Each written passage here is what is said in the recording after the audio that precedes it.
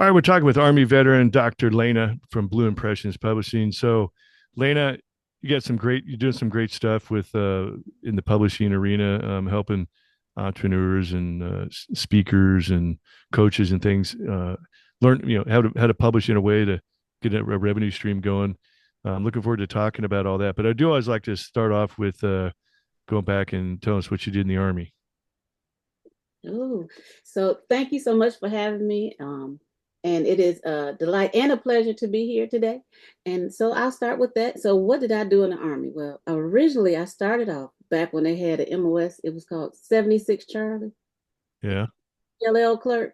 And then they switched it over, combined a whole bunch of things and it became a 42 Alpha. So I worked in logistics in the beginning. And then I switched over and became human resources um, specialist. And then I switched over and went from enlisted to officer for whatever reason. Don't ask me why. After 18 years, I switched over. So that it was a goal of mine. I just After 18 always wanted years, to. really? 18 years, I switched over and became an engineer officer. And I did it, I think, because they told me I couldn't. So for years, I was like, I want to do that. I want to be an officer. And they were like, well, you're a single parent. No. Right. So they kept telling me no. Yeah. Then in the military, they would tell you couldn't be a recruiter if you were a single parent. So I was DA selected to become a recruiter. So I was like, but if you can DA select me to become a recruiter, you can select me to be an officer. So I kept fighting and fighting and fighting. And eventually I became an engineer officer at the end. No kidding. Wow. Yeah. I don't know if I've ever heard of anybody becoming an officer that far into their career, like 18 years. That's crazy. Yeah. It was delusional. And once I was like, why did I? The Yeah. pay was pretty much the same. The pay was like exactly the same because I was an E7 from, so it was my pay was no big, there was no big difference there. The biggest difference was the job. Like Yeah. I felt like I did less um as an officer job wise because as a senior NCO, you're doing all the things for all the people. You're doing the work for the officers, a lot of it, right? A lot of the Right. leg work. So it was just it was more mind work as an officer. Yeah. Yeah, Mhm. definitely. Um, Mhm. wh when you got commissioned, did you start out as a second lieutenant or did you come in as like a O3? Yep. Yep. Yeah. Nope. Second lieutenant started over. So people would look at you thinking you didn't know what you're talking about. Well, they thought you were brand new, unless they knew me, right? Or knew my backstory. But yeah, they thought you were brand new to the military, that not knowing that you had been at this thing for a while. So yeah, it was an Yeah. interesting dynamic. So You're yeah. probably the worst second lieutenant ever to try to screw with. Yeah, yeah. It was interesting. Even my daughter at the time, I think she was probably about 10. And so it was we had like a function at one point, and so they had all the officers there, and my daughter was there, and she met another second lieutenant, and she asked him how long he had been in the Army, and she had told him like maybe I think less than a year or something like that. And she started adding in her head, because she had been in military camp. She was like, I've been in the Army longer than you have. To her. So yeah, it was interesting. Yeah. Yeah. So you ended up retiring from the Army. Talk a little bit about your transition. Ooh, so my transition came unexpectedly. So after I became an officer, I'm doing had transferred to my new assignment, living life, doing all the things I thought I was another 18 years on the officer side. That was my thought process. Um, but unfortunately, I ended up with the diagnosis of cancer. Oh, Yeah, AML. So I spent time fighting that battle. And so after it was over with, the Army was like, well, you might as well just go ahead and get out. You got 20 years at this point. Just get out, ma'am. uh-huh. Just move out the way. And so I was a little bit rebellious, and I was like, well, no. The regulation was if you had cancer and you went through chemo, they have to give you a year to recover to see what was going to happen. Hmm. So I sat it out for that year because in my mind, I was going to do the 18 more years. And so that was how I ended up transitioning. They put me out.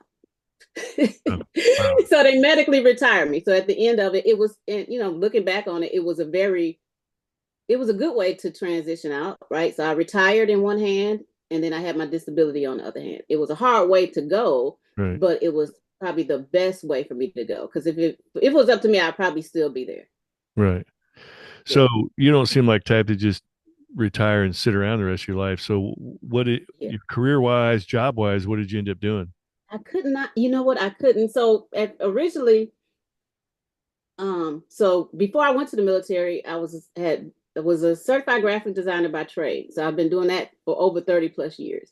Oh, So I did that before I went into the military. And that's what brought me to the military. I went to the recruiter. I was like, hey, I want to work on computers. And they was like, yeah, you know how that goes. You can work on computers. You're going to be a PLL clerk ordering parts. yeah. Here's a truckload of them. Start unloading. Right. Yeah. So yeah, you can do all the computer work you want right there. So again, I was a graphic designer by trade. So I did that on the side. So, you always got something on the side that you do. Most of us have something that we do. So that was my little side hustle while I was in the military. So I did that on the side. Really? But in my fight with cancer, the chemo took my eyesight. Oh, like Took my temp. eyesight. Yeah, it took my eyesight. So I was unable to do the thing that I love to do, which was to be creative. Even though I wore the uniform every day, the inside of me would still look forward to those little projects that I can create something for somebody else. Yeah. Um, and so I'm a digital artist also. So I would use a coloring book one day eventually to help me regain my eyesight. So I would use it as a tool to help me refocus my eyes, retrain my eyes, things like that once were able to get me to be able to see. So I was declared legally blind for 4 years. Wow. Yeah. 4 years. So that also helped them push me out because they're like, listen, your vision is jacked up, ma'am. You just need to go ahead and retire. Right. Um, so with that, I would use these coloring books to help me overcome with my eyes. But then I would use journaling to help me with the mental trauma that I had experienced, Yeah. not just from the uh, the cancer, but the military, because I felt like the military, that was all I knew. What am I going to do? And I just felt lost. And I felt like they just kicked me out. They didn't want me no more. Right. Like I've been here for 20 years and this is what you're going to do. You just going to send me on my way. Like, so Yeah. I suffered a lot with that because it was unexpected. And I'm like, what am I going to do next? So once I had developed this new found passion for these coloring books and journaling, it was like, you know what, you have the skills and the gift to create things that look you and resonate with you. Hmm. The coloring book I was using had Barney on it. It had Big Bird. It had ABCs. It had 1, 2, 3s. It did not look like anything I had any business with. So then I would start creating my own. And so then eventually I was like, if I have this problem, so would my clients. So then I started creating books for other people that spoke with the people that they serve. And that's how the business came.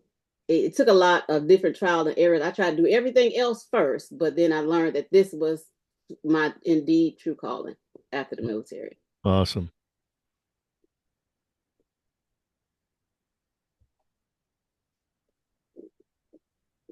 All right, we're back talking with Army veteran Dr. Lena from Blu Impressions Publishing. So you started to jump into the, helping, writing books for people, um, custom books, almost like adult coloring books in a way. Exactly, they are. They are Yeah. exactly that. So you start getting in the publishing world. Where did you take it from there? So when we start transitioning to publishing, it's odd because each person's business is different, right? So your client is different. So it's almost became therapeutic. So to tap into connect with you to find out who it is that you serve, what they look like, what they feel like, what they need from you, and then take that and package it so in a book in a different way to one add creativity, two to add additional impact to what you're doing, as well as additional income, as well as leave a legacy. So we found that people had different reasons on why they wanted a book published. And so depending on that reason would determine what type of book. So to me, the coloring books are always the best, even, they're for adults, right? But it could look like a coloring book or it could not. It could look like something else. So just depend on what you think your audience will connect with, that's the tool we would create for that business. Awesome. And Yeah. so now you're working with a number. You're basically working with somebody that wants to write a book.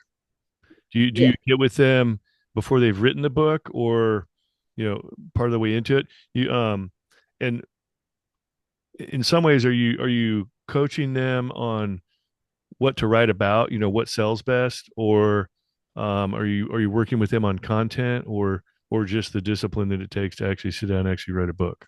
Those are all wonderful questions. So it's a combination, probably of a little bit of everything. So Uh-huh. we have a client, clients that have not written anything. All they know is they want a book for their business, right? Or they want a book to showcase their expertise or their experience. So we can navigate that for them either from concept to creation, to creating the thing for them. So, and that looks like us talking to you, finding out what all the things about you, and then packaging it for you. Then we have the client who has wrote all this stuff and had it under their bed or in their rucksack in the garage for the last 20 years, and now they're ready to tell, to get it out into the world. So we can then take their things, package it, get it to where we need it to be, and then present it to the world.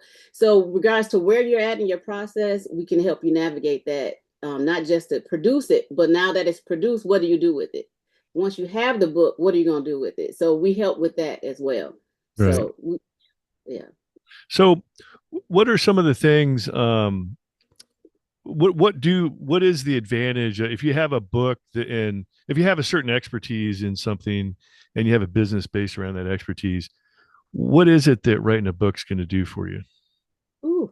So as soon as you say, I'm an author, my name is Lena and I'm an author of this book, automatically I'm the subject matter expert in that, right? It's just off the rip, because they think because you have a book, you must know what you're talking about, right? Um, and so it opens a lot of doors. It opens opportunities, one, for you to showcase what you know about and what you do. Even if the book has nothing to do with what you do, maybe your book is about an experience you had somewhere else. Hmm. You can still use that book in your business to help open doors and opportunities. So Yeah. if some people like to be on stages or be, to tell their story or tell about what they do, it's a great way to unlock those opportunities. Somebody like me, I don't, I prefer my dogs over people. So I'd rather talk to them given the choice. But however, we know in business, you need to be, a little bit upfront and out front a little, more, so that people can see you, know you, get to know about you, like you, and trust you.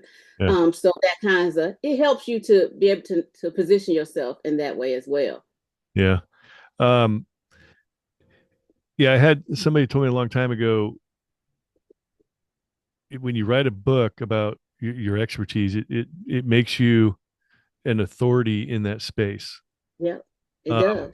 Now, as far as making money, publishing, writing books, is it correct to say that most people probably won't make a lot of money off their book directly from the book sales? Well, it depends. You can. Hmm. You can if using it right. If you use your book, so some people they write the book and then a lot of us write, especially we went through something. And I don't know anybody in life who has never went through anything, right? Right. So everybody has went through something. So if you choose to share that in a book, the one thing a lot of people do is they forget to give a solution. So they tell all the things that happened, but they don't tell how they made it through that situation. Exactly. So that's probably, if you give somebody a solution and they know that the solution is in the book, they'll buy the book. Yeah. They'll buy the book. Yeah. And oftentimes, if you're like a speaker, a coach, or any kind of entrepreneurial type venture, a podcast host, whatever it may be, um, writing that book and publishing it and marketing it can, in some ways, it just gets people to trust you. They get to know who you are if you're talking about your own life, Yeah. and that can, if typically if people trust you, then they'll buy something from you.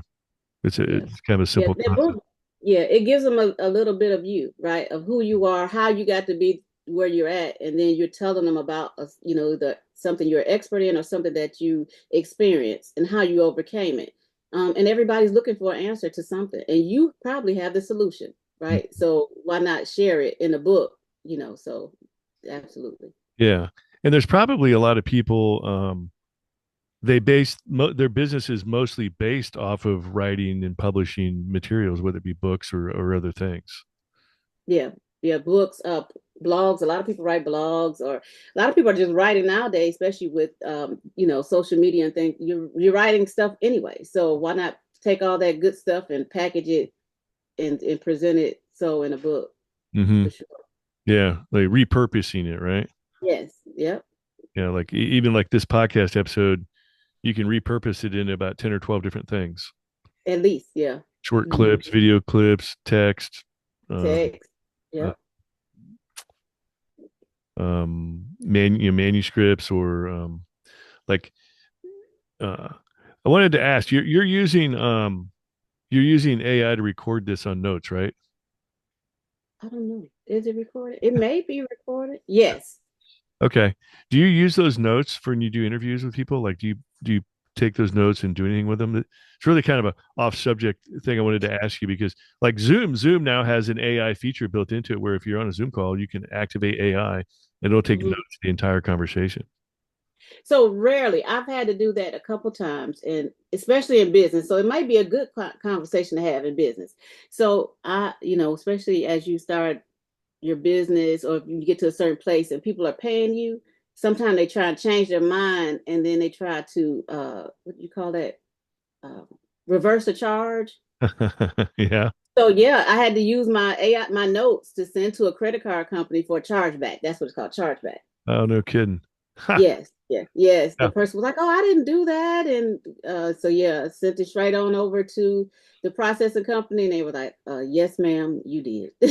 So Gotcha. yeah, Yeah. so yeah. Yeah. Cause I've noticed a few people I've interviewed right before they log in, their AI assistant logs in and I have to approve them to come into the meeting. Um, Okay, yeah. So the I only think thing this is automatically set up. So yeah, that's the only time I've yeah, ever used. the only thing I don't like about I haven't actually been using it myself, but the thing I'm not, it might be able, you might be able to adjust it, but it records the entire conversation, not just when we hit the record button.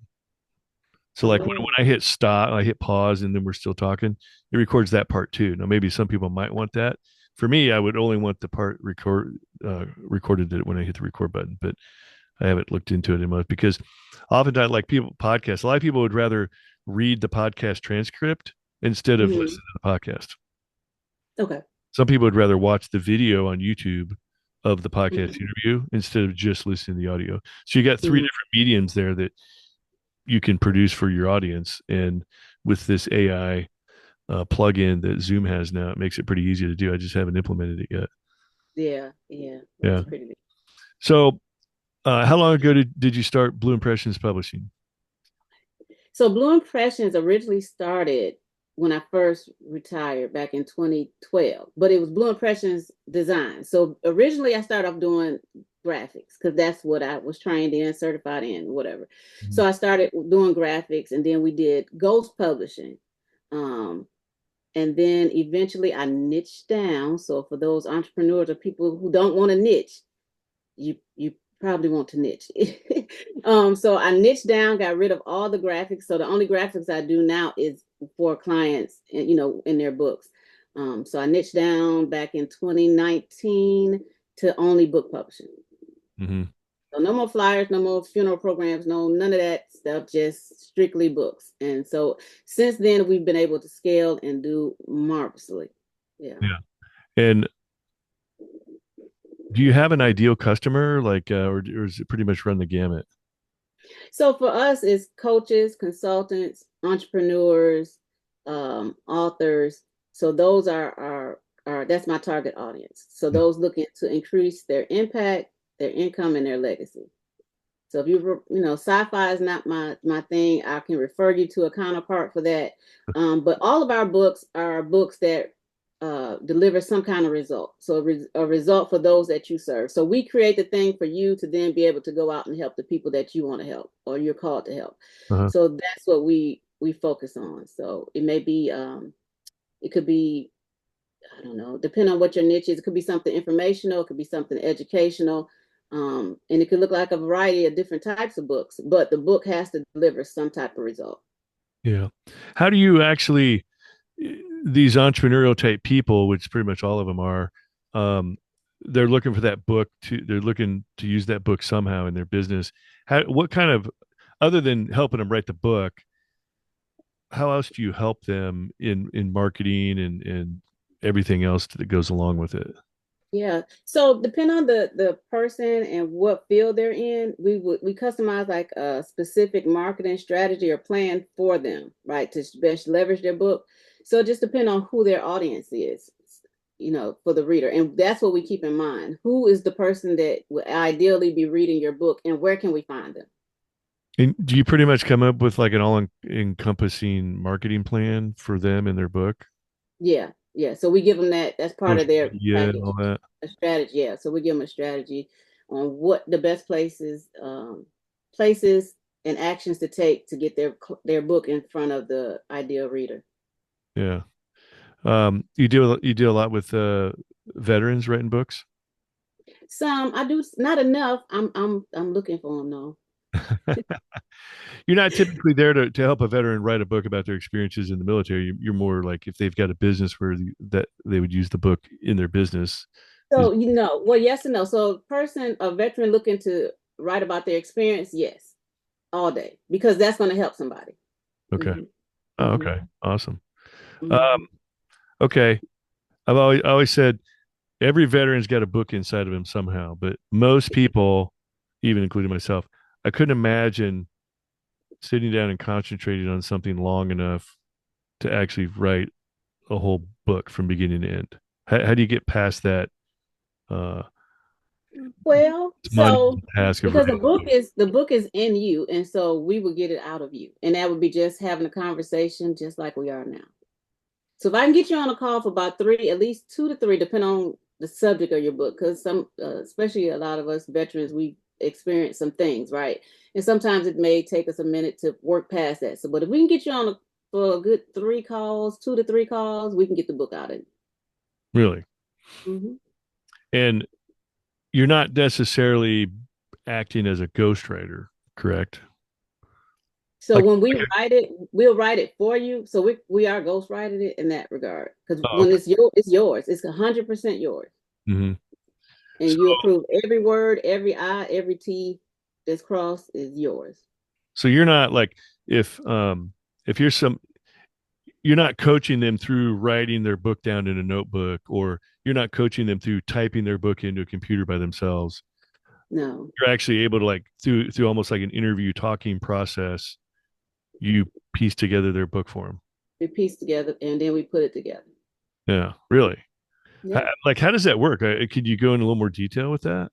So, yeah. So first we have the very first call is like a therapy session. We're trying to figure out the reason for the book, who we're trying to help, and what key things we want to bring out the book, right? What do we want it to do and what areas you want to cover. And Hmm. then we'll break those down into sections, maybe 3 different sections, and they'll maybe be the 3 different calls.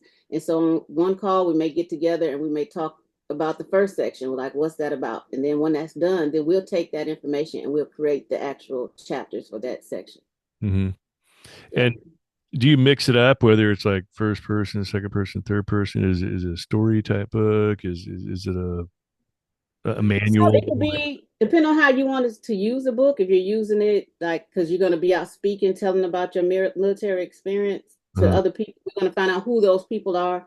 If it should be first, second, or third person format. So the key is going to be determining who the book is going to be for. Like who do you think the reader is going to be for? If it's just for you because you just feel like I just need to tell the story and help somebody with it, then there's no right or wrong way. It's just going to be the way that best fits you. hmm.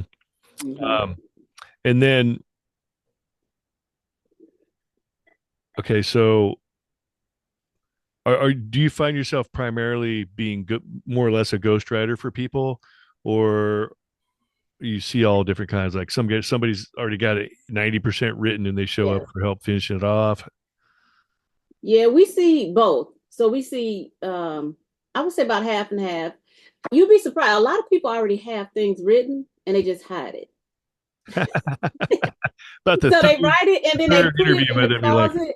Yeah, they write it and they put it in the closet or they put it up under the bed or they put it. I had a client, he said, I wrote this, back when I was in the military 15, 20 years ago, and had it in his rucksack in the garage.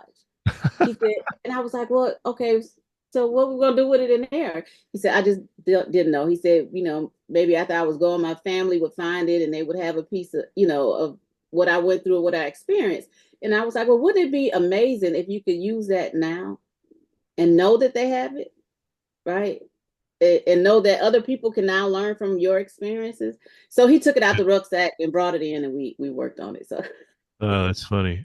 yeah, yeah, It's hilarious. yeah. Well, how people get a hold of you? How do they find out more about Blue Impressions Publishing? Yeah, so we have a website called pages to profits.com, pages with the S, T-O, profits with the S.com. They can head on over there. And matter of fact, they'll get a free ebook there on 10 steps to getting your works published and 10 things that people often overlook and not consider when they're writing a book.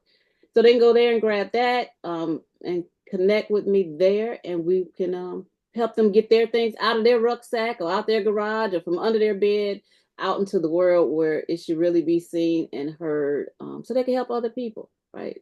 Yeah. Yeah. Yeah. Awesome. So what kind of money numbers can you share with them? Like if somebody's thinking about doing this, like what kind of cost are they looking at from beginning to end as far as the entire publishing process and getting it out there? And Yeah, so that's a good question, because with publishing, you're not just throwing something together and putting it out in the world, right? You're talking about editors, formatters, yeah, illustrators. So it can run anywhere from about 2,500 to 5,000. It just depends. So, and because we do different things, so we do the custom coloring books where we could actually take, maybe you have a picture of you and your favorite Army, or well, you said Marine. yeah, So you're Marine.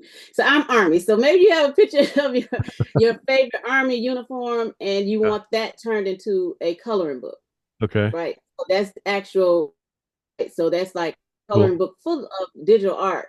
So Yeah, the prices can kind of vary, but yeah, it's probably one of the best investments that I know you can make, not just in yourself for yourself, but to help other people and then to leave a legacy, right? So yeah. um, it's well worth it. Do you do you mess with on demand publishing like when you get somebody's book done and maybe they buy 100 copies or whatever, is that or do they have are they in it? It's not like going with a publisher where they're going to go with a minimum of 3,000 copies out of the gate. Okay. um Yeah. yeah, So no. So you can, once your book is done, if all you ever want is 25 copies for your friends and family, that's all you have to get. Right. okay, And you can order them as you need them. So, and then so once it's done, we give you some options as far as printing and distribution. So some people say, well, I don't want it to be on the virtual streets. I want to keep it to myself and regulate where it goes. You mm, can do that. Then you have those people who say, hey, I want to show up everywhere. I want to be anywhere. I want to be Google-licious, right? When somebody Google me, I want them to find me. And so we can set it up that way as well. So you have some options and control over it. That's one of the things that kind of make us distinct. There's no, we don't try and box you in, and with it's either this way or no way. We have a variety of options to best suit your needs. yeah. One last question out of my own curiosity, like what's the difference between going this route and obviously the obvious answer is, well, I'm funding it myself if I go with you, versus, well, I've written most of my book. Now I'm trying to pitch it to some publishing house to get them to take it on. Like in the Yeah. decades ago, the only way you could buy a book was go or produce a book was if you got a publishing house to take it on. Mm-hmm. Yeah. So do you know people that have gone that route or tried it? I do. Matter of fact, my parents, and that's probably another reason why I'm in love with books. Both my parents are published authors from back in the day when you didn't have that flexibility, right? Yeah. Oh, really? And then my dad, this is one of his books here. So he had three, Oh, wow. and so the publishing company would tell him to change the cover. They would tell, they wouldn't publish it with certain things, right? On it. So I would see that, you know, thinking about it now, it kind of clicks like, wow, like I understand some of the things he went through when he was writing his books, not knowing that this would be the path that I walk. Huh. But yeah, they kind of dictate to you what you can and can't do. That's one thing. The other thing is they're going to get about good 60 to 70% of the books you sell. Now, one of the things we do is we show you how to keep all your money.